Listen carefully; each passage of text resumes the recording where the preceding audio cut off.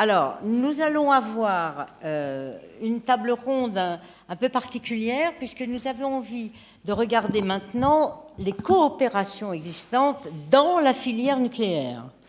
Alors, on ne va pas vous redire pour la énième fois à quoi ça sert Orano, à quoi ça sert l'Andra, à quoi ça sert, etc., etc.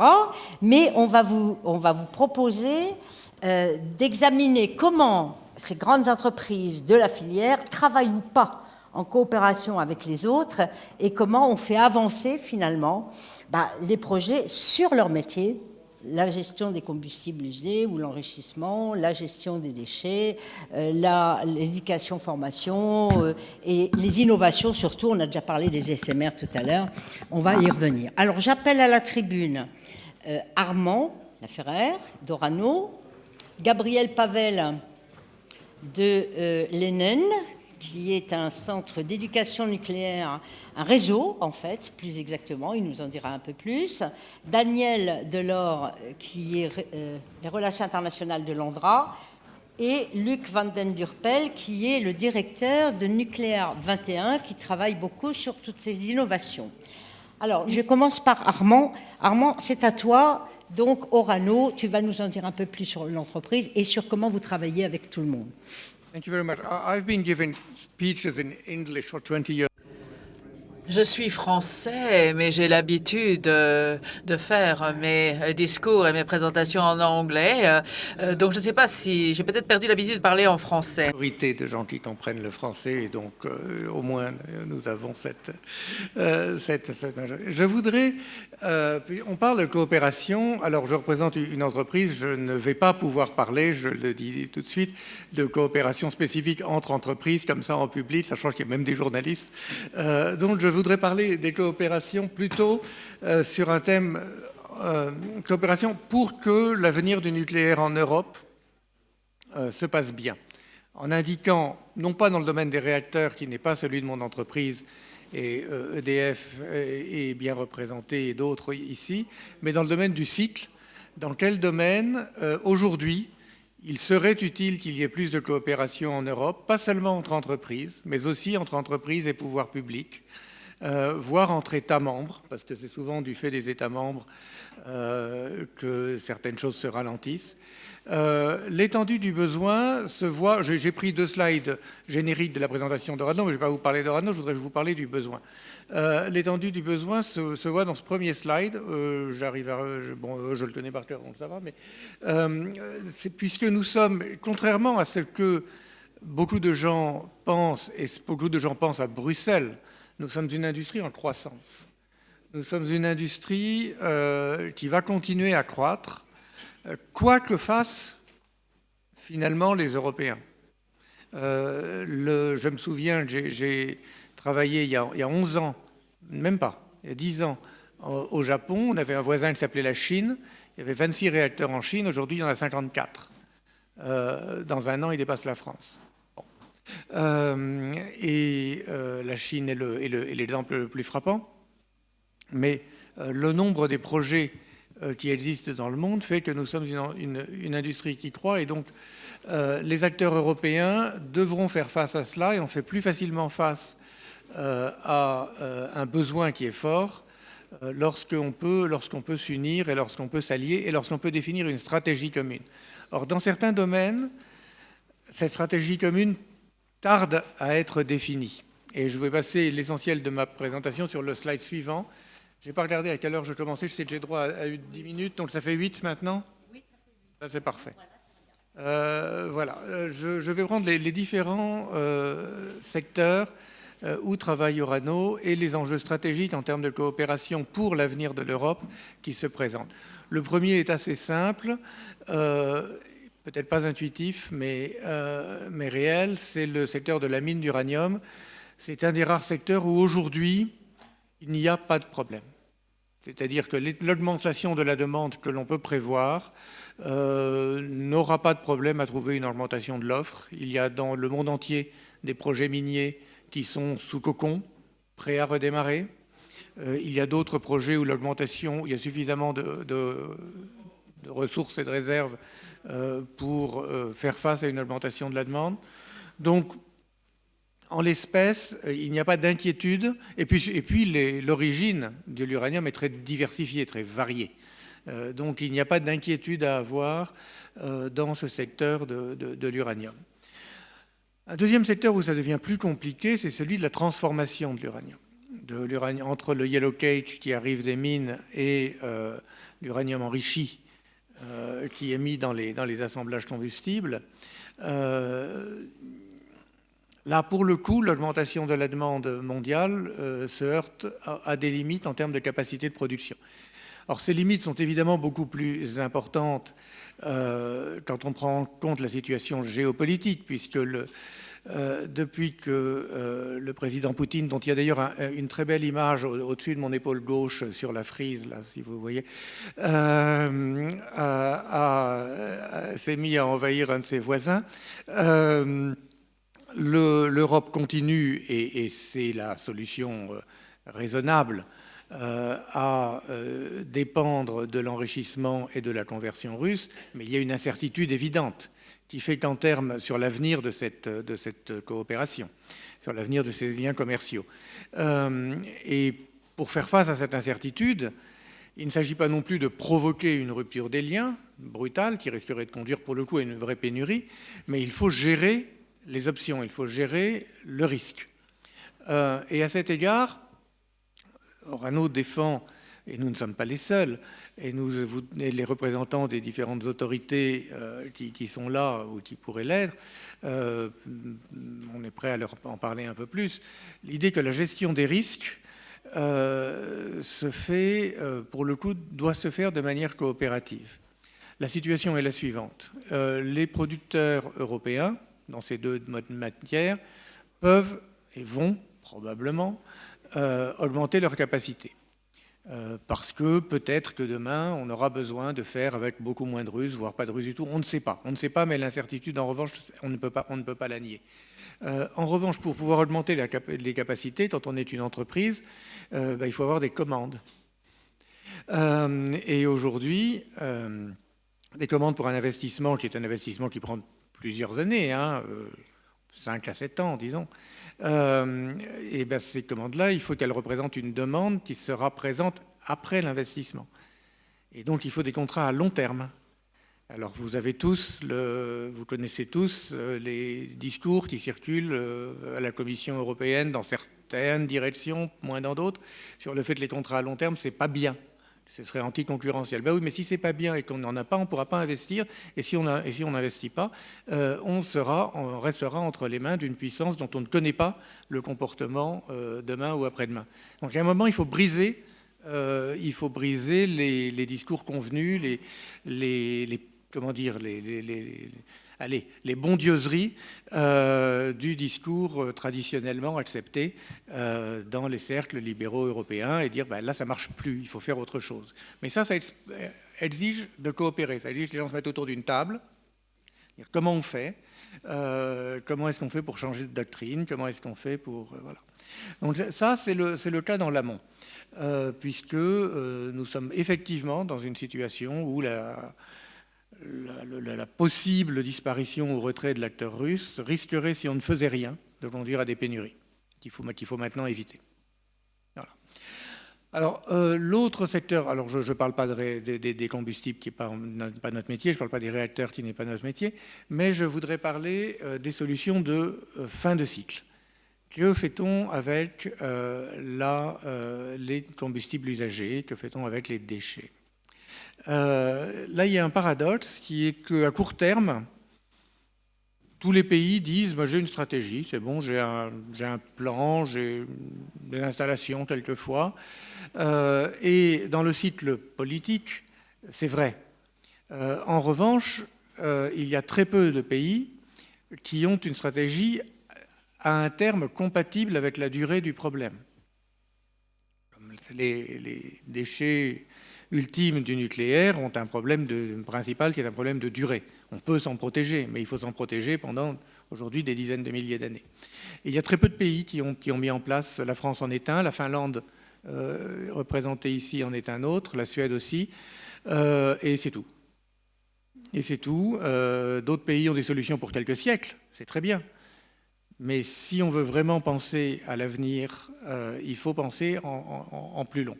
Alors, une solution, c'est celle qu'ont mis en place les 3 pays que j'ai mentionnés, c'est-à-dire avoir une protection de l'environnement qui soit elle-même assurée par une couche géologique, c'est-à-dire par quelque chose qui soi-même durera pendant toute la durée nécessaire. Une autre solution, c'est de travailler, et si possible de travailler ensemble, pour le coup, entre Européens, sur la réduction, la forte réduction de ce que seront des déchets ultimes. Ça, il y a une technologie qui est identifiée depuis longtemps, qui peut, en utilisant les actinides comme combustible, donner lieu à des déchets ultimes différents dont la durée n'est plus en dizaines de milliers d'années, mais en siècles, c'est-à-dire quelque chose de très gérable, en fait, qui est la technologie des réacteurs à sel fondu. Donc, Orano, parmi d'autres acteurs, veut travailler là-dessus parce que notre industrie a besoin d'apporter une réponse, pas forcément immédiate, mais d'apporter une réponse à cette question légitime qu'a l'opinion publique qui dit oui, mais enfin, vos déchets, on se protège maintenant, mais nos arrière-petits-enfants, comment ils feront? Voilà. Donc ça c'est un domaine où les coopérations, et notamment entre Européens, même si ce n'est pas seulement entre Européens, peuvent être très utiles. La dernière chose sur laquelle une coopération entre Européens et autres serait très utile, c'est d'accompagner dans l'industrie du cycle les nouveaux réacteurs. Les SMR, les réacteurs avancés, il y a énormément, enfin il y a un foisonnement à la fois impressionnant, excitant intellectuellement, et finalement un foisonnement assez darwinien, parce que le nombre de survivants de tous ces projets à la fin sera très limité. Des projets de SMR qui sont beaucoup portés, quand même essentiellement portés par des ingénieurs réacteurs, brillants, de très bon niveau, avec des concepts. Les nouveaux types de combustibles, on va vous faire des métalliques à 18%, on va vous faire des... Voilà, ça part dans tous les sens, c'est génial. Mais le jour où il faudra faire tout ça, et avoir une industrie, et avoir une chaîne d'approvisionnement, et ben, il va falloir faire appel à des industriels. Or, les États-Unis n'ont pas le niveau industriel de l'Europe dans le domaine. Donc l'Europe a un positionnement à prendre, à la fois pour promouvoir ses propres SMR, mais aussi pour accompagner ceux des Américains qui ont des projets de réacteurs et qui n'ont pas grand-chose en termes d'industrie du cycle. Et ça, ce n'est pas un seul acteur, il y a des alliances sans doute à constituer dans ce domaine-là pour que le passage au SMR et aux réacteurs avancés, qui a énormément de mérite, soit un succès. Et qui a énormément de mérite, notamment la rapidité de construction, une fois que les dessins seront autorisés, ce qui prendra du temps, la rapidité de construction qui, en termes de financement et en termes de protection contre le risque géopolitique, est un véritable avantage, un avantage structurel.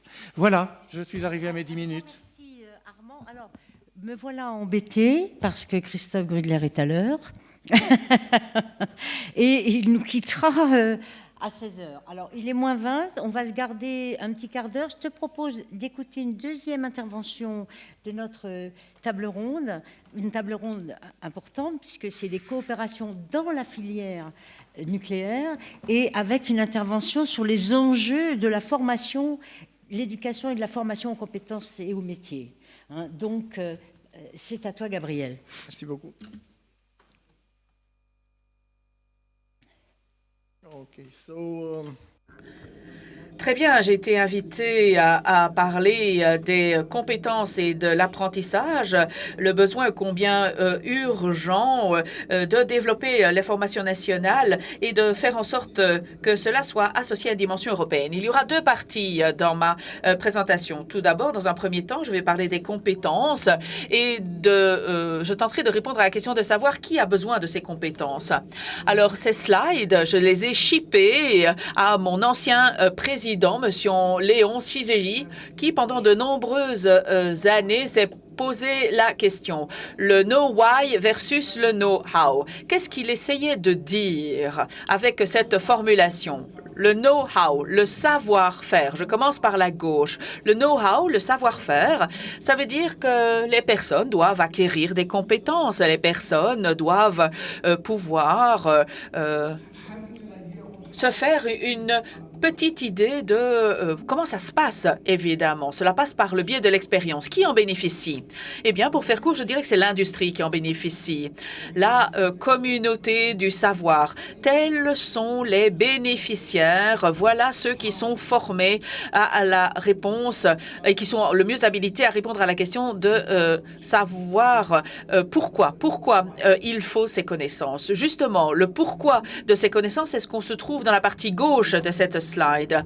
Quel est le know why et pourquoi ce know why?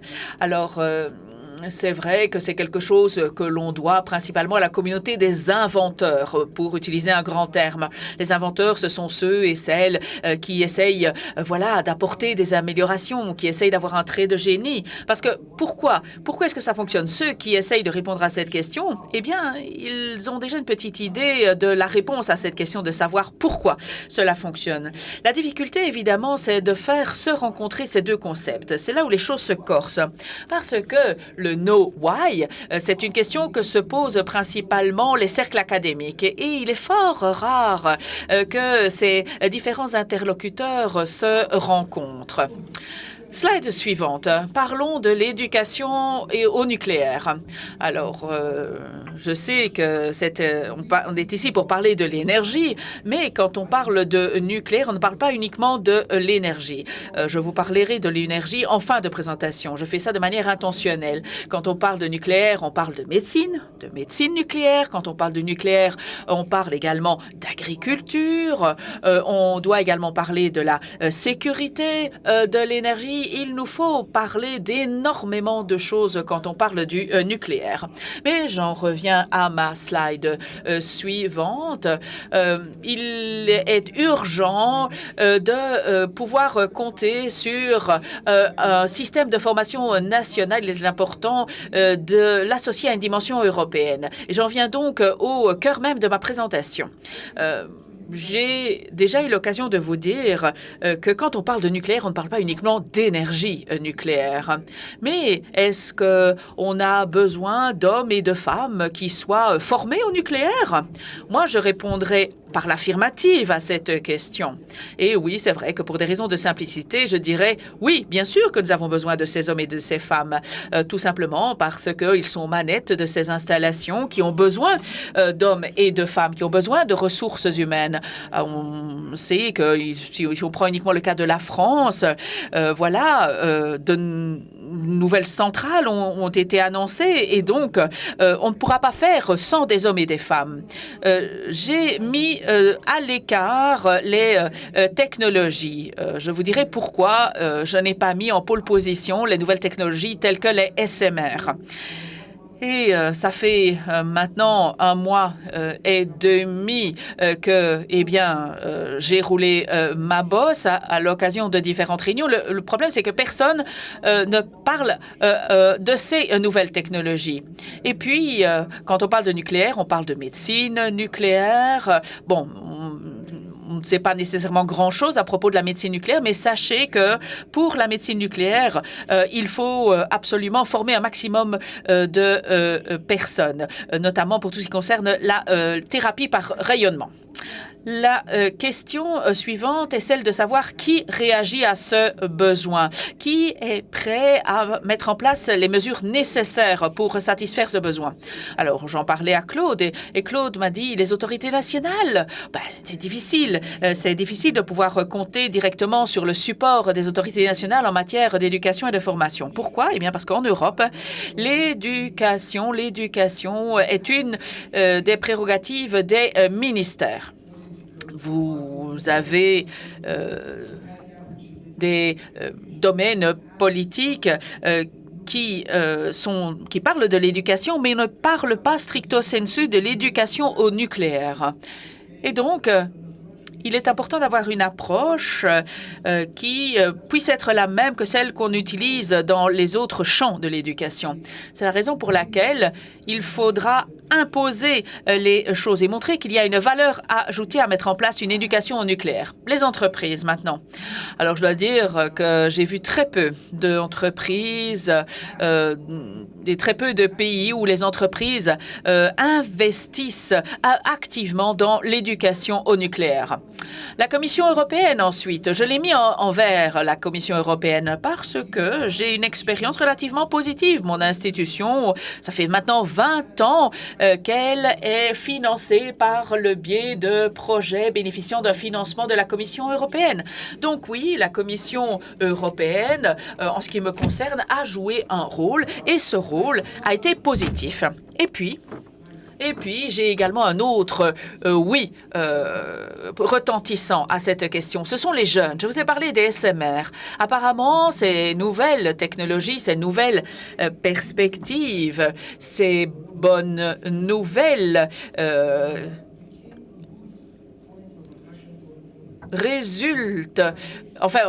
vont déboucher sur, nous espérons l'afflux massif de jeunes. Alors, je vais commencer.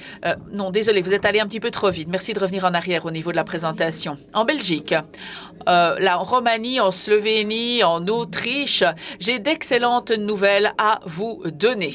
Vous pouvez vous réjouir car, année après année, le nombre d'étudiants inscrits à l'université augmente.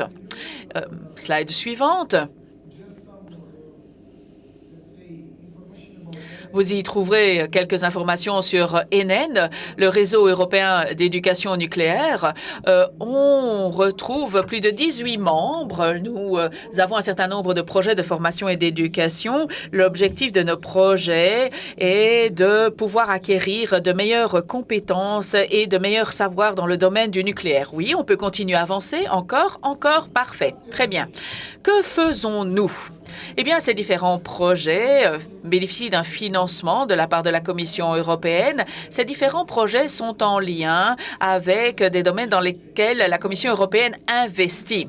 On s'occupe des garde-fous et de la sécurité, on s'occupe de la question de la mobilité, des infrastructures de recherche, on s'occupe également de tout ce qui est médical avec notamment les isotopes. Et nous sommes là finalement pour faire en sorte que les personnes puissent acquérir les compétences et les savoirs nécessaires afin de mieux faire son travail, afin de devenir un meilleur employé. Et nous avons toute une série de programmes également qui s'articulent autour de l'idée de mobilité. Nous donnons la possibilité à toute une série de personnes de pouvoir être mobiles en Europe mais en dehors de l'Europe. Et donc voilà, nous avons différents projets sur la radiochimie. Oui, j'accélère et voilà ma dernière slide. Voilà, je vais peut-être vous laisser sur cette slide et je vous remercie. Merci beaucoup. Et c'est pas de chance, hein, c'est la faute à Christophe. Hein. Non, je veux dire que c'est un domaine, je l'ai dit tout à l'heure, qui mériterait un colloque à lui tout seul. Les enjeux de formation, d'éducation, de formation en compétences, c'est des efforts louables que font les acteurs. Mais on connaît les grosses défaillances dans tous nos États, y compris chez nous, hein, en France. D'ailleurs, il y a un plan de relance en France très ambitieux, on nous l'a dit tout à l'heure avec EDF, mais qui explique aussi les retards, le fait qu'on ne sait plus construire les centrales et qu'on perd la confiance dans le secteur. Et on a besoin là, en plus des efforts qui sont faits par les uns et les autres, de politiques publiques ambitieuses. Si nous n'avons pas de politique publique du niveau qu'il nous faut pour inciter les jeunes à retourner dans les filières d'éducation scientifique, et nucléaire en particulier parce que c'est spécifique, alors nous n'y arriverons pas. Et si en plus on n'arrive pas à avoir une formation européenne qui permette une mobilité sur le marché, ce qui fait que les travailleurs de Penly ne peuvent pas aller travailler à Hinkley Point ou à Pax ou en Pologne parce que ce n'est pas du tout les mêmes technologies, alors là, on n'aura pas de filière industrielle. C'est tout simple. Et on ne pourra pas aider, évidemment, les entreprises qui sont en retard. Je ne développe pas. Bye. Voilà, alors, vous m'excuserez, on revient à notre table ronde. Ah oui, il y a des frustrations, là, je sens. Il y a des visages qui se ferment à ton départ, Christophe. Tant pis. Les coopérations dans la filière, c'est très important aussi, hein, parce qu'on va passer maintenant aux déchets nucléaires. Alors, c'est un sujet qui me tient à cœur, puisque, comme vous le savez, on a créé les entretiens européens avec la gestion des déchets Très beau sujet, emblématique de toutes les questions sociales, économiques et financières et démocratiques de la société. Daniel, c'est à toi. Dis-nous un peu quelle coopération existe à l'international dans l'industrie des déchets. Alors, pas obligatoirement les plus radioactifs, mais quand même aussi dans ce secteur des plus radioactifs. Merci Claude, bonsoir à tous. Tu as 10 minutes. Hein. Oui, je vais essayer de tenir parce que ma présentation est peut-être un peu longue, donc je galope Ah non, un peu. alors, je vais galoper après. Donc merci Claude. Le sujet, quand elle me l'a proposé, j'avais déjà des idées en tête, je savais quoi vous présenter sur ce qui existe aujourd'hui. Mais je me suis quand même posé la question de savoir, ouais, mais ça a démarré quand ces affaires-là? Depuis quand il y a une coopération internationale dédiée au sujet gestion des déchets radioactifs? Donc j'ai fait un peu d'archéologie. J'ai trouvé des prémices de coopération à une époque où moi j'étais en culotte courte. Donc ça vous donne un peu le temps qui s'est passé. Donc c'était dans les années 70. Dans les années 80, c'était les premiers accords de coopération que signait l'ANDRA avec des partenaires européens, des Suisses, des Belges, des Allemands, sur la mine de Hasse. Donc c'est quand même une histoire très ancienne, la coopération internationale sur les déchets radioactifs. Et elle s'est structurée au fur et à mesure dans le temps. Alors je vais essayer de balayer ça très rapidement et vous donner une vision d'un peu ce qui se passe aujourd'hui à l'échelle internationale et donc où on en est et où est l'ANDRA dans tout cela. Juste un slide pour vous dire, bon voilà, donc gardons en tête que 90% du volume des déchets radioactifs produits à ce jour en France ont des filières opérationnelles de gestion des déchets. Donc en fait, aujourd'hui, les projets que pilote la France, le projet CIGEO pour le stockage géologique et le projet FAVL, concernent 10% du volume. Bon, c'est la grosse partie de la radioactivité qui est dedans, mais les volumes sont gérés. On a des solutions en exploitation, des solutions parfaitement opérationnelles, sûres, qui sont expertisées, surveillées par l'ASN, et tout ça se passe de façon très transparente et avec beaucoup de publications sur ce qu'on fait. Donc là, je vais faire juste un très très court focus sur CIGEO, s'il vous plaît, 2 clics. Voilà, donc CIGEO, c'est pour les déchets de haute activité et de moyenne activité à vie longue. Un autre clic, s'il vous plaît. Voilà, donc cette histoire CIGEO, le stockage géologique en France, a vraiment démarré formellement en 1991 avec une loi. Donc c'était donc il y a plus de 30 ans. Et a amené donc la communauté, alors au départ c'était essentiellement staffé par des gens venant de la COGEMA, venant du CEA, qui ont démarré ce projet-là, et beaucoup de chercheurs, en fait, pas mal de gens qui venaient des géosciences. La communauté scientifique était mobilisée sur ce sujet-là, qui était finalement un sujet par quel bout on le prend, où est-ce qu'on veut arriver, c'est quoi la démonstration. Et le fait est qu'en mobilisant cette communauté plutôt de culture scientifique, c'était plutôt des gens qui avaient l'habitude de parler à leurs collègues étrangers, au travers de conférences, préparer des projets de recherche ensemble, la coopération internationale s'est mise finalement très vite en route. En route parce que les questions étaient finalement peu tournées sur la matière nucléaire, mais plus sur c'est quoi qu'on veut faire avec ces objets-là, c'est quoi qu'on veut faire avec ces stockages. Donc une histoire qui a démarré dans les années 91 pour l'ANDRA, et puis rapidement, on s'est tourné vers les gens qui avaient le souhait d'avancer dans la même direction que la France, vers le stockage géologique, donc de mettre en place des coopérations au fur et à mesure. Slide suivant. Donc aujourd'hui, on a un réseau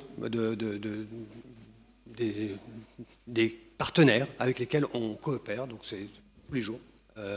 Et donc ça va avec des coopérations à un niveau très institutionnel, donc l'AIEA, l'OCDE, AEN, et puis des choses un peu plus particulières, plus européennes, le EURAD notamment, qui est un énorme projet pour nous.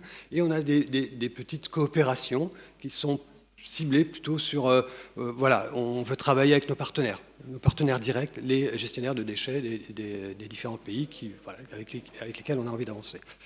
Donc bon, l'AIEA, je ne vais pas vous présenter l'AIEA et l'AEN, donc ça regroupe énormément de communautés. L'AIEA est un peu plus tournée vers la préparation de standards, de guides, de poser des bonnes pratiques, et donc réunir un peu toute la communauté des gens qui veulent travailler sur les déchets radioactifs pour créer des groupes de travail, des groupes de réflexion, partager de l'expertise, et puis voilà, essayer de produire des standards, de la bonne pratique, mettre les gens en relation. Donc ça, c'est plutôt l'AIEA. À l'AEN, c'est un peu plus ciblé. Comme on est moins d'États membres à l'AEN, on va plus sur des sujets un peu plus techniques et un peu plus, mais disons, exotiques. La réversibilité, ça veut dire quoi? Donc on essaie de travailler que sur la réversibilité. Créer des bases de données, une base de données thermochimiques avec eux. Et là, on va lancer très probablement l'année prochaine de nouveaux projets internationaux, un sur les études économiques et sociales. Voilà, donc on essaie avec eux, voilà, on est des partenaires beaucoup plus proches, il n'y a pas de newcomers dedans. Donc voilà, on essaie de travailler un peu plus sur des sujets ciblés de coopération avec eux et essayer encore une fois d'échanger sur des pratiques qui nous semblent bonnes ou qu'on veut promouvoir, qu'on veut un peu challenger internationalement pour essayer de les poser et leur donner un peu cette valeur, donner de la valeur à nos approches nationales par un support international. On a aussi, alors, et Claude le connaît bien, on a EDRAM, qui est une association qui regroupe que des gestionnaires de déchets radioactifs. Donc là, on est 11 agences, et qui se réunit 2 fois par an, où tous nos directeurs se rencontrent. Et là, on parle de problématiques très stratégiques. Qu'est-ce qu'on veut faire? Qui on embarque dans l'affaire?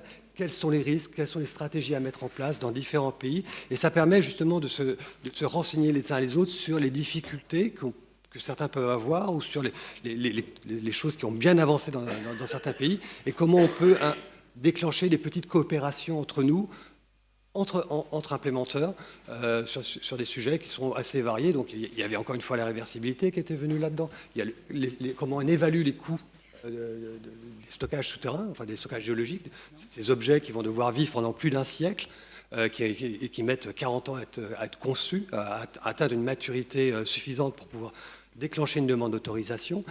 Voilà, donc, donc, avec eux, donc, on a aussi un autre sujet, un autre projet, c'est comment on communique, comment on parle des incertitudes avec nos publics, comment on essaye d'impliquer les publics dans nos projets, parce que ce sont quand même des projets plutôt de société. Donc, voilà, comment on intègre tout ça à mesure qu'on avance sur nos projets. Et donc là, c'est vraiment entre agences. Alors, il y a le très gros programme, et ça revient un petit peu à ce que je disais au début, c'est que la communauté scientifique qui est embarquée dans les analyses et les recherches sur les stockages géologiques, c'est une communauté scientifique qui était habituée à coopérer, qui était très internationale. Et grâce à, il y avait Geoprad, et maintenant il y a Eurad, ce sont ces projets européens qui permettent de fédérer tous ces organismes de recherche, c'est les implémenteurs, aussi des industriels, comment arriver à les fédérer pour travailler sur des sujets de science, des sujets de technologie, avec un financement qui est à 50% par la communauté européenne. Et voilà. Et donc là, c'est vraiment, ça embarque l'Europe et avec des progrès significatifs, quelque chose de très ouvert. Il y a un site Eurad. Il y a souvent des réunions Eurad, il y a des publications sur les projets qui sont séquencés, qui avancent, et donc la préparation probablement d'un second Eurad qui devrait démarrer en 2024, souhaitons-le. Dernier. Encore un petit minute. Oui, et là très très vite. Et puis il y a des sujets qui sont vraiment des sujets d'opérateurs plutôt, d'exploitants de centres de stockage, ou vraiment de projets, mais plutôt de centres de stockage, où on a aussi des partenaires européens que l'on connaît bien, avec qui ont des installations qui fonctionnent, et puis ils ont des problèmes d'opérateurs. Et donc avec eux, on développe plutôt des accords bilatéraux, ce qui nous permet de faire voyager nos experts, aller rencontrer les experts des uns et des autres, essayer de définir des sujets communs. Si on bute sur une problématique commune, à deux, ou peut-être à deux, généralement on est très efficace, à trois, bon, ça commence à être un petit peu plus lourd. Donc là, on préfère travailler à deux sur ces sujets-là. Hier, j'étais avec nos collègues anglais à Bure. C'était notre premier steering committee, donc on lance cette grande coopération avec les Anglais. Notamment, on a un rapprochement avec eux parce qu'un de leurs sites d'intérêt est sur la côte est de l'Angleterre, avec une cible qui serait une couche argileuse. Et donc voilà, et dans un site qui n'est pas nucléarisé. Donc l'histoire ressemble un petit peu à la nôtre. C'est comment implanter un stockage géologique dans un site qui ne connaît pas le nucléaire. Un grand merci Daniel. Moi, je suis frappée, je ne sais pas vous, mais par l'énorme travail en amont et en aval de la construction des centrales, par les gestionnaires de combustibles usés, enfin, ou sur le travail sur l'uranium et après sur le recyclage et la gestion des déchets. Travail inconnu, hein, je dois le dire, malgré les efforts qu'on peut faire. Et le ratage du comité particulier du débat public en France, qui n'a pas fait avancer le débat, mais qui a montré qu'il y avait des oppositions et qu'on n'était pas tous d'accord. Voilà, c'était les conclusions de la dernière CNDP, c'était la 3e depuis 1999, et donc on se dit, ce débat public-là, en tout cas, c'est peut-être pas comme ça qu'il faut faire. Alors, je voudrais passer... Je te lance la bouteille, mais ça fait rien, tu la rattraperas plus tard, parce que là, on va passer à la dernière intervention, parce que l'autre table ronde nous attend. Donc, ça n'arrête pas de sonner, et on a pris une petite demi-heure de retard, effectivement. Donc, maintenant, Luc, c'est à toi. Je voudrais que tu nous parles un petit peu, justement, dans la filière, comment ça travaille sur les innovations, pour créer... Non, c'est ça le sujet, hein, pour créer le nucléaire du futur, puisque pour nous, le nucléaire est durable. Alors, il faut moderniser la G2, il faut construire la G3, il faut être prêt pour la G4, mais il y a d'autres technologies qui pointent leur nez, et on voudrait savoir un petit peu où on en est. Okay. Et en face de ce petit outil très indoctrinatoire de Claude, je vais respecter quand même les 8 minutes. Donc j'ai quelques planches, je triche toujours en nombre de planches parce que je fais de l'animation, donc il y aura pas mal de fois next que je demande, donc next déjà. Je ne vais pas trop parler sur les 3 premières planches. On a déjà appris ce matin pendant la journée le pourquoi le nucléaire, le quoi le nucléaire, les atouts, les points forts, les points faibles. Next donc. Mais par contre, de notre côté, d'où vient notre activité? Let's Energize Sustainability. Voilà, toute la discussion, toute la transition de durabilité est politiquement sociétale, mais aussi du plan de vue infrastructure et du point de vue énergie. Il nous faut quand même une accélération. Donc on doit l'énergiser. We have to energize the transition towards sustainability. Et donc, ça demande pas mal de l'énergie durable aussi. Next. Voilà, je ne vais pas faire les enjeux parce que je pensais d'avoir quelques minutes en plus. Donc, next. OK. Parce qu'on vous en a parlé déjà ce matin. Next, please. Voilà. Whatever we are talking about and on the next 2... Quelle que soit la discussion, je passerai au maximum 1 minute sur les prochaines diapos. J'aime beaucoup cette image d'une présentation que j'ai faite il y a 10 ans. C'est un livre excellent de Dave McKay, vous le connaissez par cœur certainement. Et le graphique montre la population sur son axe horizontal et les gaz à effet de serre émis par habitant en vertical. Alors, on le sait, la population augmente, l'intensité énergétique et les besoins énergétiques par habitant augmentent aussi. Et si on clique encore une fois sur la diapo suivante, vous allez voir apparaître une boîte au bas du graphique. C'est ce qui serait autorisé dans un scénario durable. Alors, vous le voyez, le problème n'est pas mineur. Et le prochain point que j'aimerais soulever, c'est le problème de cette falaise énergétique. Alors, je ne parle pas encore de l'innovation. Contrairement à ce que Claude m'a demandé, j'y viens. Donc, l'innovation, si l'on regarde dans les années 60, 70, on avait du pétrole, c'était facile d'en trouver, on pouvait en tirer énormément d'énergie. Mais plus nous avons exploité le pétrole, plus il est devenu difficile de l'exploiter et plus il a été difficile d'en trouver. On le voit aujourd'hui, le prix est en pleine explosion. Alors, on voit ici des bulles qui apparaissent avec les nouvelles technologies, l'éolien, le captage du carbone. Vous avez, voilà, on peut cliquer sur Next plusieurs fois. Et on a enfin le nucléaire. Le nucléaire, le voilà. Le nucléaire, c'est la seule énergie qui reste à gauche. Alors, à gauche, c'est quoi? L'axe vertical représente le critère d'autofinancement. À gauche, on peut vivre de manière structurelle sans subvention. À droite, on a systématiquement besoin de subventions.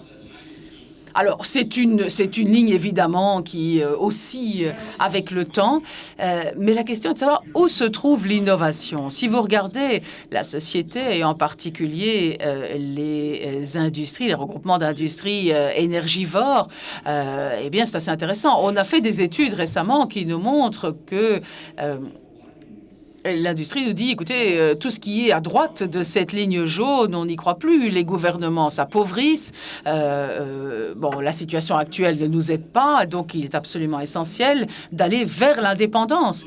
Et on a besoin à la fois de ces bulles qui tombent de la falaise, mais aussi de la bulle qui reste en haut à gauche et qui est l'énergie nucléaire. Alors, vous lirez les sous-titres ensuite sur mes transparents. Alors, que peut-on faire? On peut cliquer plusieurs fois maintenant pour avancer. Alors, on a déjà dit beaucoup de choses, mais nous devons évidemment rester compétitifs, et pour ce faire, il y a beaucoup à faire. Vous avez beaucoup entendu parler de la 4e génération. Il y a beaucoup d'innovations actuellement et le budget pour l'innovation en génération 4 représente quelques pourcents de l'argent dépensé annuellement par le nucléaire, par le secteur nucléaire, l'industrie, pour améliorer les sites, pour améliorer les combustibles, pour mettre à niveau, pour s'assurer que les prochaines générations fonctionnent, etc. Et nous allons évidemment continuer à avancer toujours plus vite. Mais on n'est encore qu'à quelques pourcents. Et n'oubliez pas ce que nous avons déjà en main et ce que nous conserverons pour les prochaines décennies. Okay, we do not lack options. Bien, on ne manque pas d'options, de choix. Et si on se tourne vers le nucléaire sur l'axe horizontal en bas et sur l'axe horizontal, on a les LWR. Donc, ils fournissent de l'électricité et ils peuvent faire de la désalinisation également. Certains travaillent dans un cycle recyclage monolithique ou pas, et donc on peut accélérer les choses, et donc on va peut-être traiter des températures supérieures et on va peut-être améliorer le cycle suivante. Et donc, on peut aller encore plus loin. On peut avoir des contractants de gaz à haute température. Et on peut se tourner vers des hautes températures ou de la génération d'hydrogène, mais on peut améliorer également le cycle de combustible en faisant du recyclage multiple, comme la France l'envisage, ou d'autres pays qui vont dans cette voie. Ensuite, bien sûr, comme M. Lafrère l'a déjà dit, on peut avoir des contractants multiples qui peuvent travailler sur les innovations, sur le marché énergétique et également remplir un rôle nucléaire et être sur le marché de l'énergie. On pourrait avoir même EDF pour ceux qui y croient encore. Alors, nous avons deux positions pour la marge dans ma perspective et pour beaucoup de perspectives. Et maintenant, je vais parler un petit peu des activités qu'on a faites ces dernières années. Il me reste 1 minute, je crois. 30 secondes. Nous avons un nouveau marché. Beaucoup de clusters innovants, des industries énergivores qui sont dans un mode extensif aujourd'hui. Et on peut blâmer les hommes politiques, vous pouvez beaucoup les blâmer, mais vous ne pouvez pas dire qu'on a créé notre système énergétique de fou où on est très dépendant des facteurs extérieurs. Ça, c'est notre imbécilité. Donc, beaucoup d'innovations avec le nucléaire. Le nucléaire aura son rôle à jouer. Ça pourrait venir de ce genre de programme, de schéma. C'est un exemple. Mais étant donné qu'on a fait beaucoup grâce à la France, à beaucoup d'organisations, de programmes européens, comme Gabriel le disait, sur l'axe vertical, on le maîtrise ou on peut le maîtriser bientôt. Mais beaucoup d'innovations viendront de l'axe horizontal. Et ce sera la dernière pour la conclusion, Claude. On est dans une crise énergétique, mais ce qui est plus important encore, c'est qu'on est dans une crise systémique. Ici, en Europe, beaucoup de nos infrastructures datent des années 70. Il faut réinventer notre urbanisation, il faut réinventer notre structure énergétique. Et là, dans toutes ces parties, le nucléaire peut jouer un rôle. Des petits réacteurs, des réacteurs rapides, peu importe. Mais si on veut adopter un avenir européen nucléaire prometteur, il faut investir davantage. Je sais que je n'ai plus de temps, donc je vais m'arrêter ici et peut-être que il y aura du temps pour les questions. Merci. Un grand merci. Alors, je suis désolée, on ne va pas prendre de questions. Voilà. Donc, mais on a eu des informations très importantes. De toute façon, vous aurez les slides. Et puis, vous avez le droit, comme a dit Christophe, d'envoyer vos questions, vos réactions alors, à nos amis. Et puis, aux entretiens, on fera encore un petit effort quand même pour y répondre. Et vous envoyer surtout les conclusions de ce colloque et les actes du colloque.